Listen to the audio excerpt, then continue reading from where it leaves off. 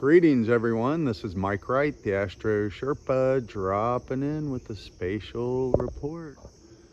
You are looking at Mars making it into Gemini just prior to the full moon in Capricorn, a blue moon, which is the second full moon in Capricorn.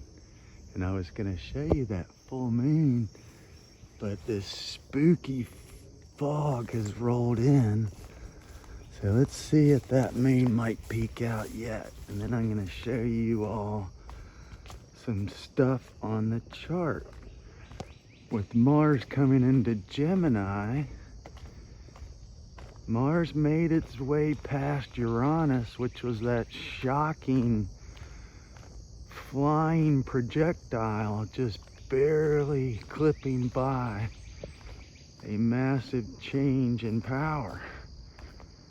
So yeah, this fog rolled in, really spooky. But that full moon, we're less than 1 degree away.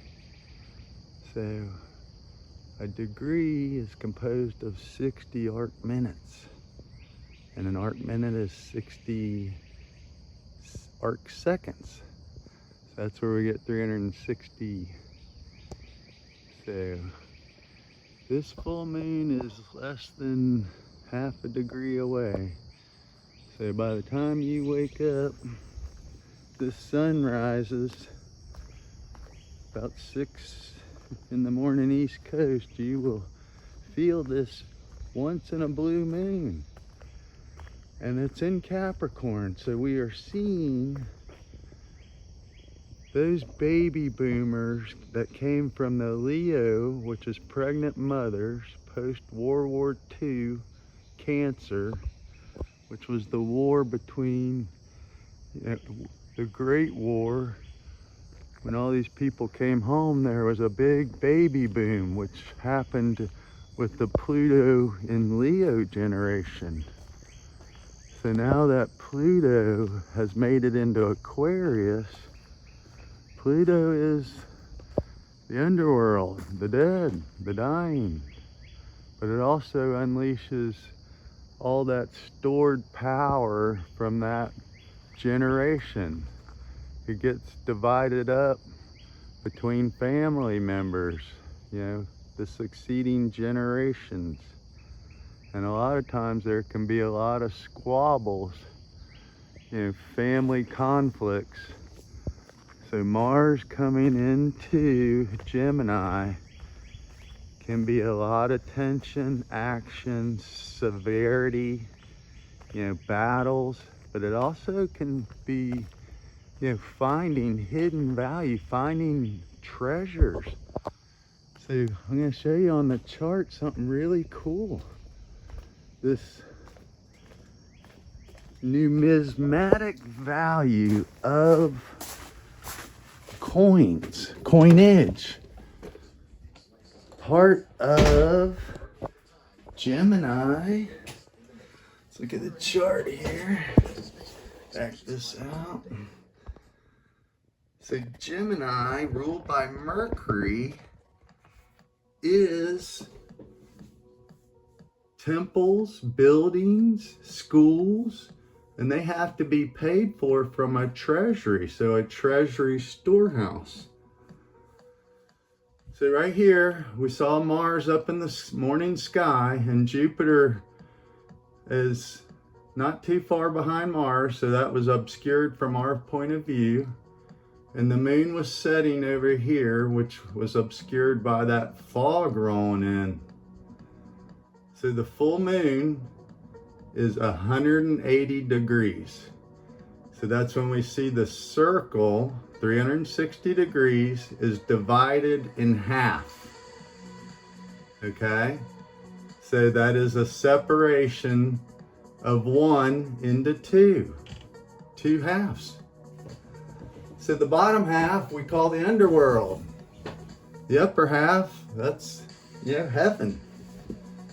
So the underworld, or hell, is the process of power, You know, when you feed yourself, it has to go into your stomach, which is full of infernal power, sulfur, acid. It's a huge furnace. It has to melt down the crap you've thrown into your mouth, your gullet, your throat. Right here, Gemini. Taurus is those beautiful sensual things you just love, and so you put it in your mouth and down your throat it goes. So Cancer represents a wave force going in one direction and a wave force going in the other. So we get tides, currents, power, water. Water transmits the energy, the flow. So this represented the mother, the mothering nature force. So the living force in nature. Capricorn was the crystallized form. So think of a grain of sand gets caught up in a little oyster or, you know, whatever, clam, and then through agitation and waves back and forth and time goes by, that little grain of sand through experience and time and force and motion and images and storms, that little sand grain has been rolled around, tumbled, but it suddenly becomes shiny, becomes a pearl or wisdom. It crystallizes, and that's why pearls, you know, were worn by women as this successful power of wisdom, knowledge from the mothering instincts. Okay? So this full moon, which is a blue moon, is a super rare opportunity, second chance redemption, to look at the old power structures, both patriarchy, the father, and the matriarchy, the mother. Guess what? Cancer, mothering, nurturing, protection. Capricorn, this is the father power structure, but it's actually ruled by a feminine nature. Both of these, the moon. So the moon gives us tides, currents, waves, energy, flow in and out. That's what crystallizes the grain. And this is where you get one grain, unicorns, Capricorn, Capri, corn, grain. So I'm going to show you this cool silver dollar. So this was a Morgan dollar. Talking about numismatic value. It said E pluribus unum. From many, one. So one grain gives us many things. Multiplies. It's a multiplication. So Lady Liberty here, back on this Morgan dollar, printed in the 19th century.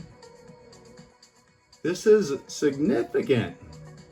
There's so much symbolism in this coinage, so we would give it value based on this particular dollar was done in silver, which represents the moon, emotions.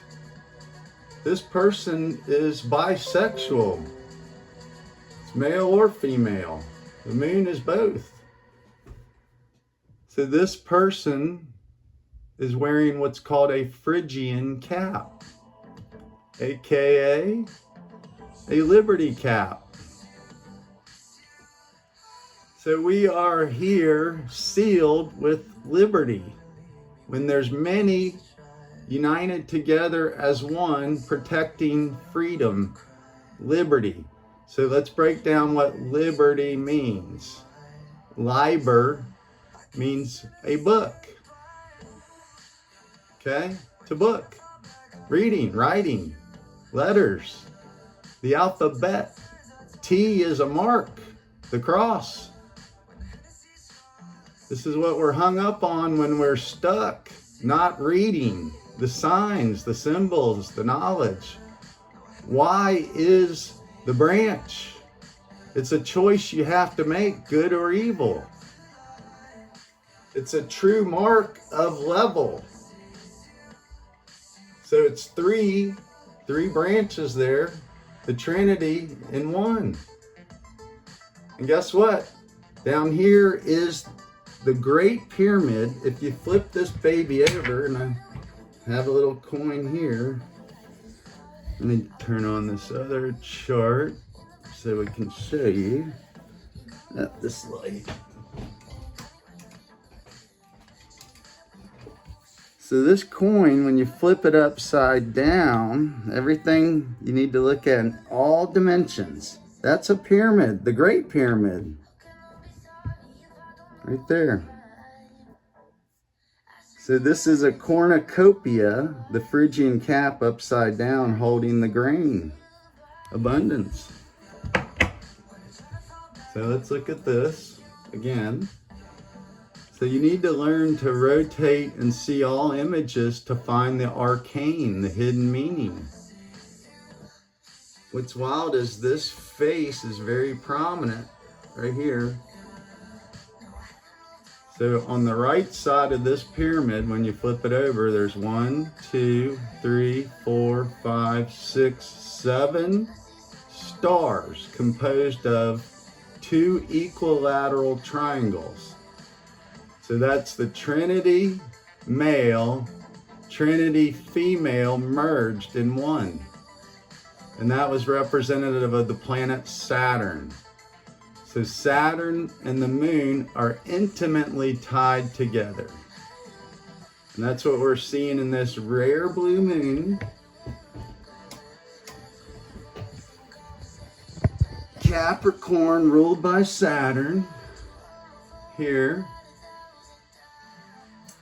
Cancer ruled by the moon. So the sun at the very last degree of Cancer, getting ready to come into its home sign, Leo. And that's pregnant mothers, children, playing games, your creative force, the unity point of the circle itself. So children are the unifying force of creation. If we don't have children, there is no creation. So this blue moon right now, behind Pluto, still in Aquarius, coming back for one last look. This is the greatest generation's baby boomers. Literally their last. You better take the time and really enjoy the people that are still with us from that generation, because the clock is ticking for them as far as being in material form. So once Pluto, which is this obsessive force, masculine dark force that, through conquest, dark power, stealing the feminine, it knocks them up. And guess what? There's unwanted children, there's wanted children, and then you get these severing, cutting, dark feminine forces of cutting out fertility, Venus, Taurus. So that's where you get these fights of abortion and all the dark powers, this feminine energy, once again tied to the moon, matriarchy, and Capricorn, the patriarchal power structure. Now it's still ruled by the mother. So the heavenly father is Aquarius. So that's still Saturn. So Saturn has 2 faces, and that's where you get January, Janus, the 2-faced God. So our founding fathers here in America sealed the Declaration of Independence with 13. That's 13 full moon cycles between Cancer, Capricorn in one solar year. So the moon always lags behind the sun. It has to catch up. So that's what our emotions are. The feeling of being left out, left behind, not included, exclusivity, inclusivity, diversity, equity. All these things are values.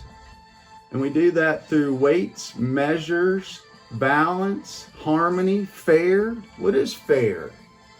The scales weigh out equally. Justice, down here Libra, is the scales balanced. You feel in balance, in harmony. Guess what? You can sing, you can create. You can let go, transform. And then you can find your higher beliefs. So, huge time of transformation. So, we're going to see Mars coming up on Jupiter. This is this Olympic sports, soccer, a lot of dominant activity in the neighborhood, competition. This is also finding hidden power, discovering your desires to learn, to speak, to write, to,